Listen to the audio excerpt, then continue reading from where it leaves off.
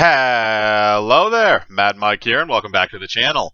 And today we're going to go over some comments that have come out from Hollywood actor Tom Hanks, and more specifically comments relating to the current state of movie theaters.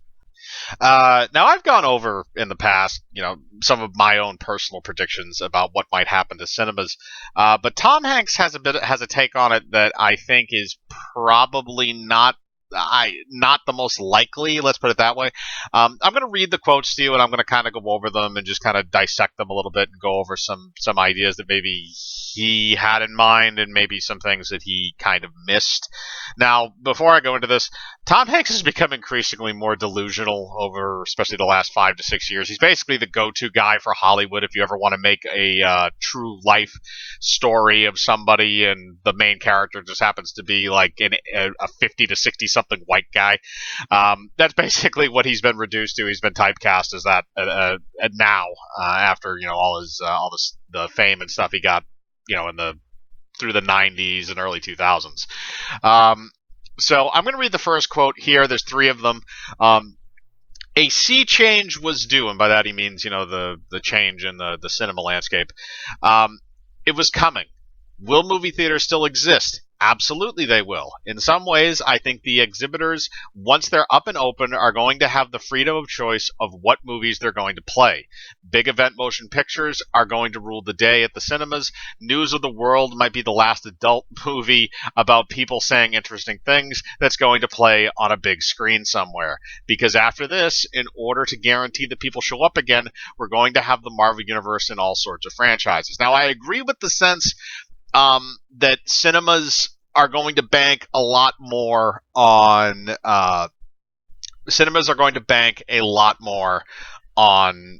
big franchise films, because that's where a lot of their money comes from, or at least that's where a lot of their money came from. Now, Wonder Woman 1984 actually did not have a terrible opening, especially when compared to Tenet, but we're going to see where those numbers wind up shaking out after the holiday season is over. But with this kind of a thing here is like, I don't know where Tom Hanks has been the last 5 to 6 years, at least, maybe longer than that. But franchise movies have always ruled the box office, at least for the past decade. They're films that theaters love to put in. They were films that theaters love to put up.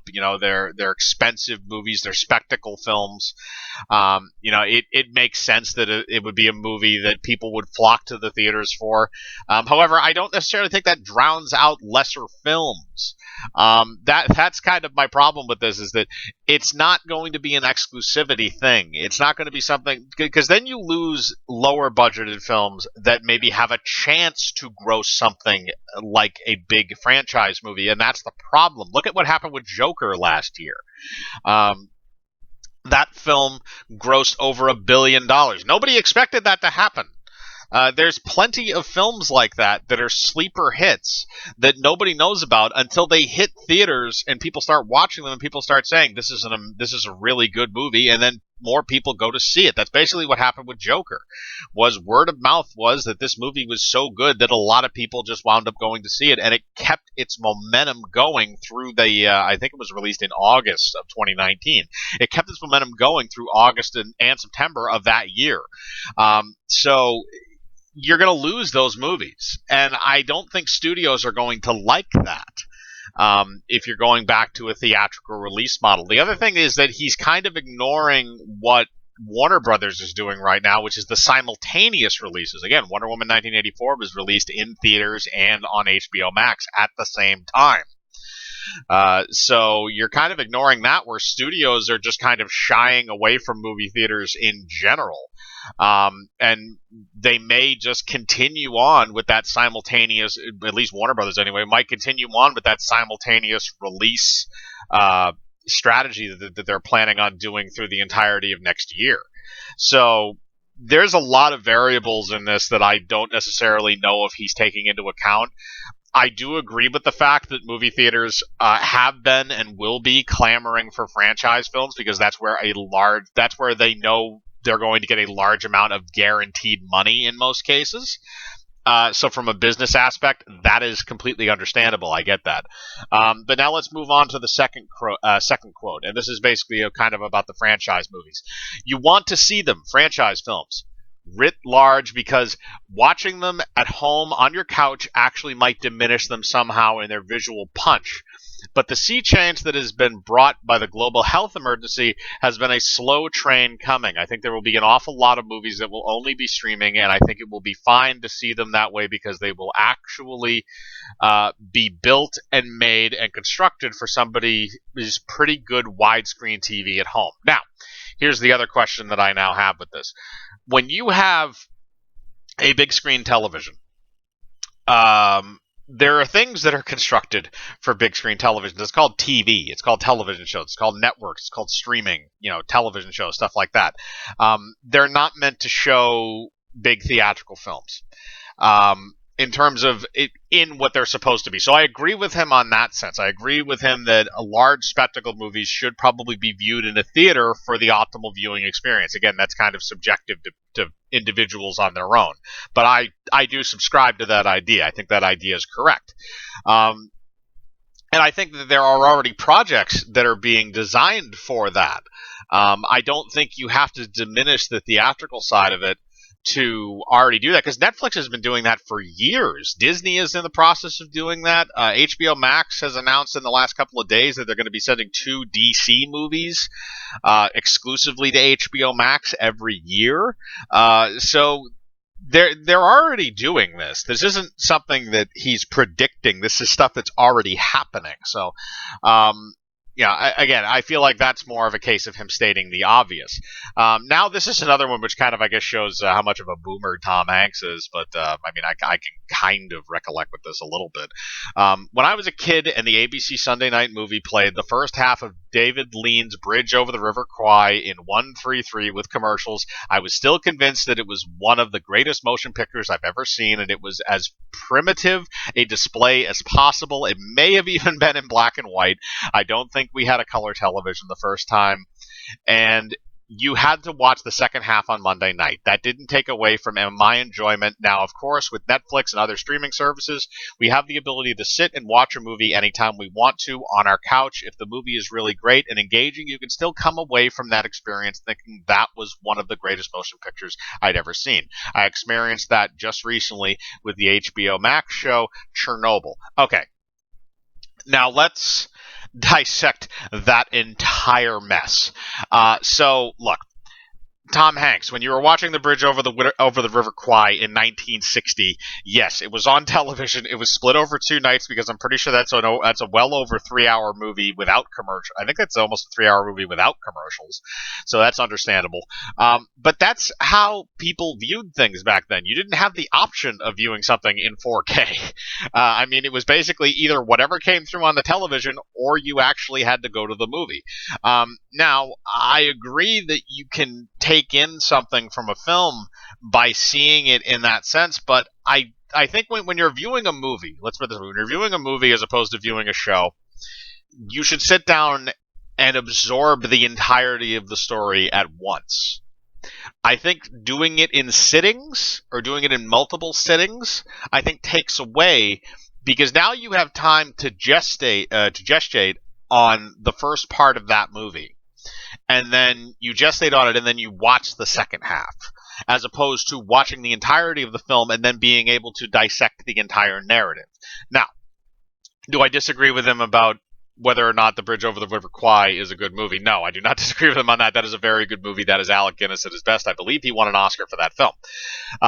But looking at what he's saying here is like, yeah, it went from viewing half a movie on Sunday night on a network television channel to now I have Netflix and I have hundreds of movies at my fingertips. I understand that. And that's kind of that's the direction that we've decided to move in from an entertainment standpoint, which again, it does make sense. I think we've always been moving in that direction to one way or another from the time when we started having films on television, like what he's talking about there. But the problem is that now you're going into the whole thing of, look, what can you appreciate on a platform or in a medium? Can you appreciate a movie on television as much as you could in theaters? I think in most cases, no. In terms of some films, in terms of the spectacle films, like he mentioned. But at the same time, I don't think, watching a movie on television was like, okay, you did it in an afternoon or whatever, but you always had those, before streaming anyway, you always had those commercial breaks and stuff like that. That always sucked. And on top of that, they used to always cut all the good stuff out, like the swearing and the blood and the violence. So they used to butcher films when they would put them on television. Streaming, thankfully, does not do that. At least not currently. Aside from HBO Max and the whole weird thing with Gone with the Wind and Blazing Saddles, but this whole argument that he's making is just stating the obvious. Yes, franchise films have been a major tentpole for cinemas for decades at this point. That's how they make their bread and butter. Anybody who knows basic film economics fucking knows that. That's not something, unless he's preaching to morons.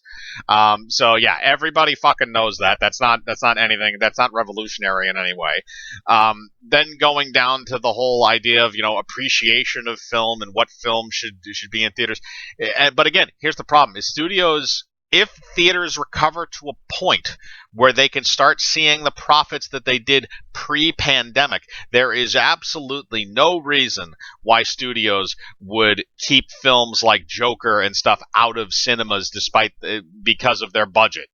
Okay, they'll release those things in theaters because they know they're going to make more money off of it there than anywhere else. This is a simple economics argument.